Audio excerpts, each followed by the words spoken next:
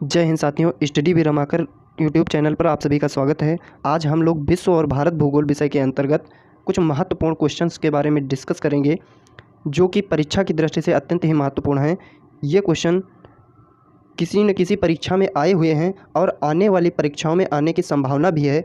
तो चलिए देखते हैं। पहला क्वेश्चन है, दुनिया की सबसे ऊंची चोटी माउंट एवरेस्ट का नेपाल में एक लोकप्रिय नाम क्या है? मतलब जो दुनिया की सबसे ऊंची चोटी माउंट एवरेस्ट है, जो कि हिमालय की सबसे ऊंची चोटी है, उसको नेपाल में किस नाम से जाना जाता है?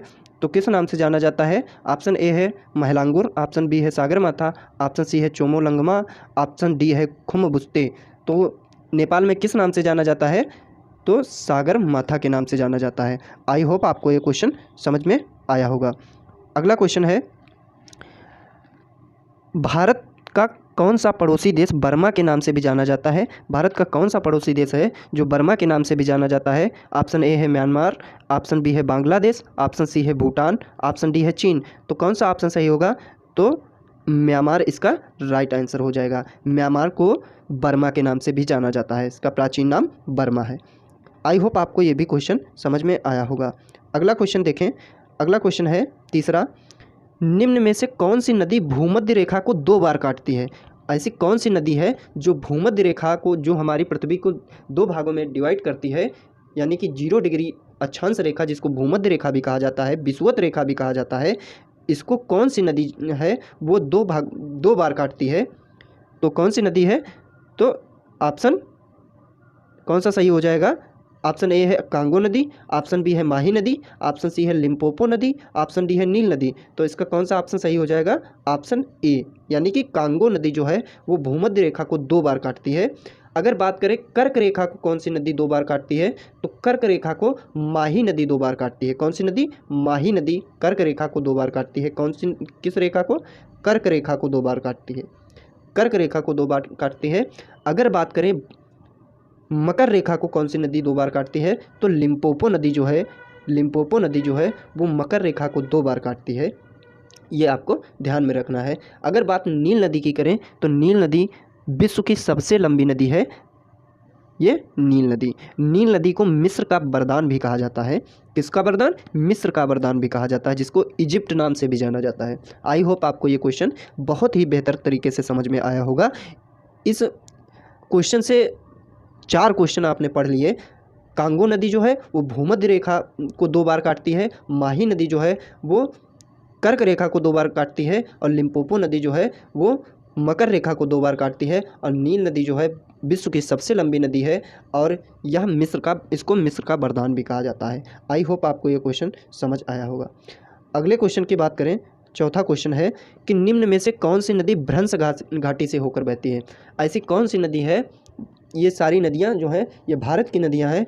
इसमें कौन सी ऐसी नदी है जो भ्रंश घाटी से होकर बहती है? भ्रंश, एक बात बता दें कि जो भ्रंश घाटी में बहने वाली नदियाँ होती हैं वो एस्चुरी का निर्माण करती हैं, और जो आपके बंगाल की खाड़ी में गिरने वाली नदियाँ होती हैं वो डेल्टा का निर्माण करती हैं, और जो भ्रंश घाटी में गिरने वाली नदियाँ होती हैं वो एस्चुरी का, ज्वारनद मुख का निर्माण करती हैं। तो ऐसी कौन सी नदी है जो भ्रंश घाटी से होकर बहती है?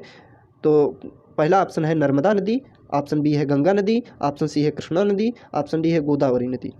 तो कौन सा ऑप्शन इसका सही हो जाएगा? ऑप्शन ए, नर्मदा नदी जो है वो आपकी भ्रंश घाटी से होकर बहती है।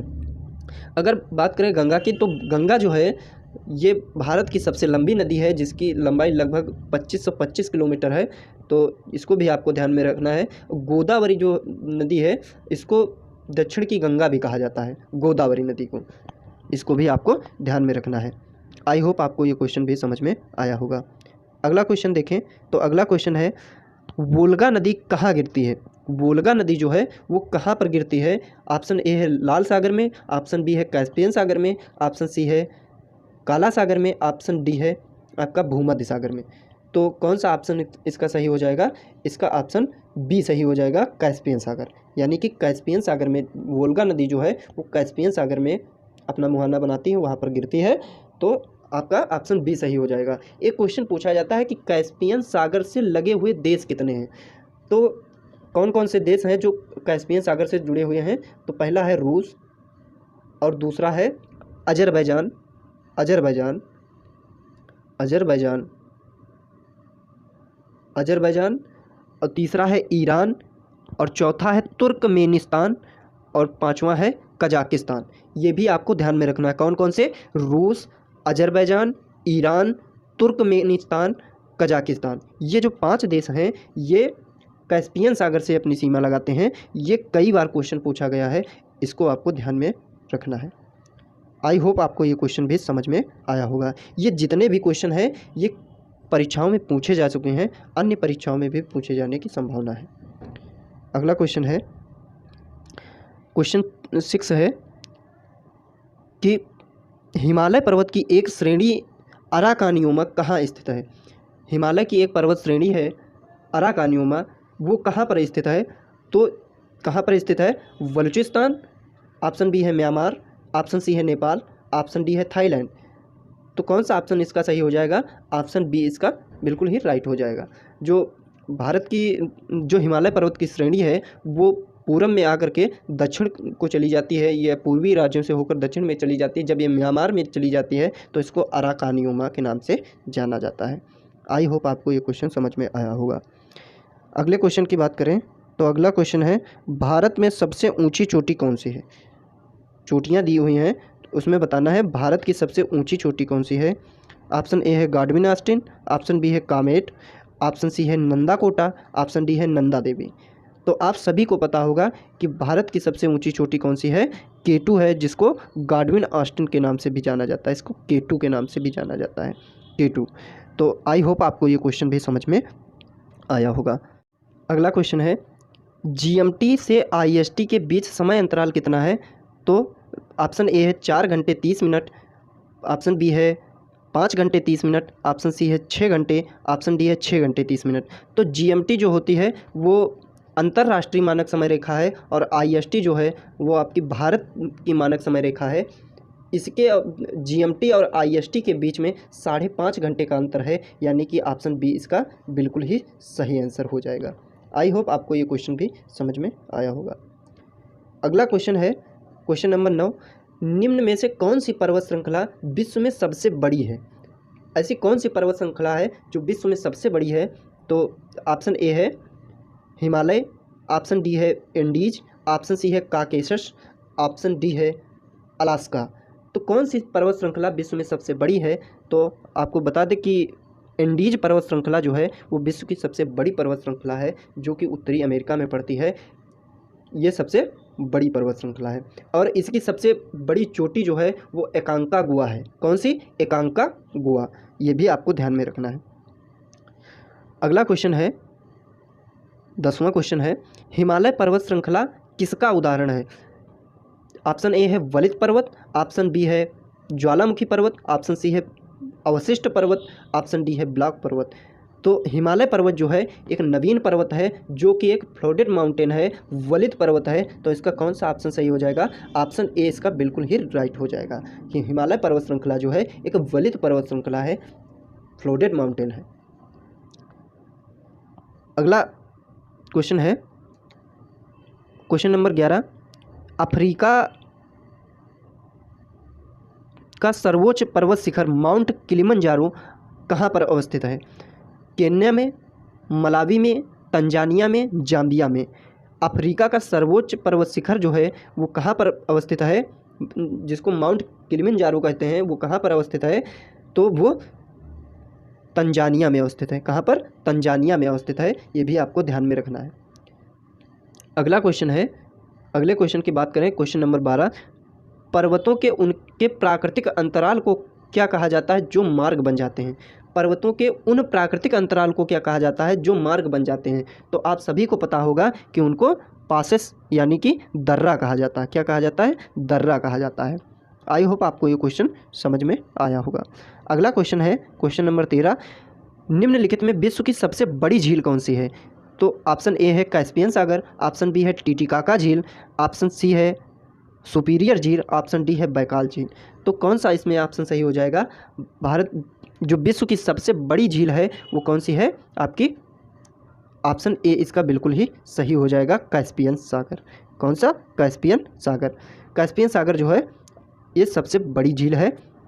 अगर बात करें टीटीकाका झील की, तो टीटीकाका झील जो है ये सबसे ऊंचाई पर स्थित झील है, विश्व की सबसे ऊंचाई पर स्थित झील है। और अगर बात बैकाल झील की करें, तो बैकाल झील जो है ये विश्व की सबसे गहरी झील है। अगर बात सुपीरियर झील की करें, तो यह विश्व की सबसे मीठे पानी की सबसे बड़ी झील है। मीठे पानी की सबसे बड़ी झील की अगर बात करेंगे तो सुपीरियर झील है। अगर खारे पानी की सबसे बड़ी झील की बात करेंगे तो कैस्पियन सागर आंसर हो जाएगा। तो इसका कौन सा आंसर सही होगा? ऑप्शन ए इसका बिल्कुल ही सही हो जाएगा। आई होप आपको ये क्वेश्चन भी समझ में आया होगा। अगला क्वेश्चन है क्वेश्चन नंबर 14, हीराकुंड परियोजना किस नदी पर है? तो आपको बताना है हीराकुंड परियोजना जो है वो किस नदी पर है। ऑप्शन है गोदावरी नदी पर, ऑप्शन बी है महानदी पर, ऑप्शन सी है दामोदर नदी पर, ऑप्शन डी है कोसी नदी पर। तो किस नदी पर अवस्थित है? ये जो हीराकुंड बांध है, एक बात बता दें, हीराकुंड जो बांध है ये भारत का सबसे लंबा बांध है जो कि उड़ीसा में स्थित है। और ये किस नदी पर स्थित है? ये महानदी पर स्थित है। किस नदी पर? महानदी पर स्थित है। आई होप आपको ये क्वेश्चन भी समझ में आया होगा। अगला क्वेश्चन है, अधिकांश मौसमी घटनाएं संपन्न होती हैं कहाँ पर संपन्न होती हैं? समतापमंडल में, क्षोभ मंडल में, अयन मंडल में, इनमें से कोई नहीं। तो आपको बता दें कि अधिकांश जो मौसमी घटनाएं होती हैं, बरसात, तूफान, हवा, ये जो घटनाएं होती हैं वो कहाँ पर होती हैं? किस मंडल में? ये क्षोभ मंडल में होती हैं। कहाँ पर? क्षोभ मंडल में। और जो एरोप्लेन उड़ाने का सबसे सुरक्षित जो मंडल होता है वो समताप मंडल होता है। कौन सा मंडल? समताप मंडल। तो इसका ऑप्शन कौन सा सही हो जाएगा? क्वेश्चन 15 का ऑप्शन बी बिल्कुल ही सही हो जाएगा, क्षोभ मंडल। आई होप आपको ये क्वेश्चन भी समझ में आया होगा। अगले क्वेश्चन की बात करें तो अगला क्वेश्चन है, ये कूट से संबंधित क्वेश्चन है, बहुत ही इंपॉर्टेंट है, कई बार पूछा भी जा चुका है, पूछे जाने की संभावना भी है कि सूची 1 से सूची 1 को सूची 2 से सुमेलित कीजिए और नीचे दिए गए कूट से सही उत्तर चुनिए। एक तरफ पर्वतीय दर्रे दिए हुए हैं और दूसरी तरफ राज्य दिए हुए हैं। कौन सा दर्रा किस राज्य में अवस्थित है, इसको आपको मिलान करना है। माना दर्रा, नाथुला दर्रा, जोजिला दर्रा, सिपकिला दर्रा, इधर सिक्किम, जम्मू कश्मीर, हिमाचल प्रदेश, उत्तराखंड। तो माना दर्रा जो है वो कहाँ पर अवस्थित है? माना दर्रा जो आपका है वो आपका कहाँ पर है? उत्तराखंड में, आपका उत्तराखंड में। और नाथुला दर्रा की अगर बात करें, नाथुला दर्रा कहाँ पर है आपका? कहाँ पर है? आपका सिक्किम में। नाथुला दर्रा आपका सिक्किम में है। अगर बात करें जोजिला दर्रे की, तो जोजिला दर्रा जो है आपका जम्मू कश्मीर में है और सिपकिला दर्रा जो आपका है वो हिमाचल प्रदेश में है। तो ए का चौथा और बी का पहला, ए का चौथा, बी का पहला और सी का दूसरा और डी का तीसरा, यानी कि ऑप्शन बी इसका बिल्कुल ही सही हो जाएगा। ऑप्शन बी इसका सही आंसर हो जाएगा। आई होप आपको ये क्वेश्चन भी समझ में आया होगा। अगले क्वेश्चन की बात करें, अगला क्वेश्चन है, लास्ट क्वेश्चन है ये, 15 ही क्वेश्चन आज हमने लिए थे। तो अगला क्वेश्चन है, भारत के पड़ोसी देश की सीमा की लंबाई का सही आरोही क्रम है। आरोही क्रम मतलब बढ़ते क्रम, यानी कि छोटे से बड़ी की ओर जाना है। तो ऑप्शन ए है बांग्लादेश, चीन, पाकिस्तान, नेपाल। ऑप्शन बी है चीन, बांग्लादेश, पाकिस्तान, नेपाल। ऑप्शन सी है नेपाल, पाकिस्तान, चीन, बांग्लादेश। ऑप्शन डी है चीन, नेपाल, पाकिस्तान, बांग्लादेश। तो कौन सा ऑप्शन सही हो जाएगा? अगर बात करें नेपाल की, नेपाल की कितने किलोमीटर की सीमा शेयर होती है? तो कितने किलोमीटर की सीमा शेयर होती है? 1751 किलोमीटर। किसकी? नेपाल की। नेपाल की। तो 1751 नेपाल की हो गई। अगर बात करें पाकिस्तान की, तो पाकिस्तान हो जाता है 3323 किलोमीटर। 3323 किलोमीटर पाकिस्तान। और अगर बात करें चीन की अगर बात करें तो चीन कितनी हो जाती है सीमा की लंबाई? उसकी हो जाती है 3488। कितनी हो जाती है? 3488, 3488 किलोमीटर। और अगर बात करें बांग्लादेश की, तो बांग्लादेश की हो जाती है 4096 किलोमीटर। तो कौन सा ऑप्शन सही हो जाएगा? सबसे छोटा कौन सा है? नेपाल की सीमा सबसे छोटी है, फिर उससे बड़ी पाकिस्तान की सीमा है, फिर उससे बड़ी किसकी है? चीन की सीमा। सबसे बड़ी सीमा किसकी है? बांग्लादेश की सीमा है। तो ऑप्शन सी इसका बिल्कुल ही राइट आंसर हो जाएगा। कौन सा? ऑप्शन सी इसका राइट आंसर हो जाएगा। नेपाल, पाकिस्तान, चीन और बांग्लादेश। आई होप आपको ये वीडियो पसंद आई होगी।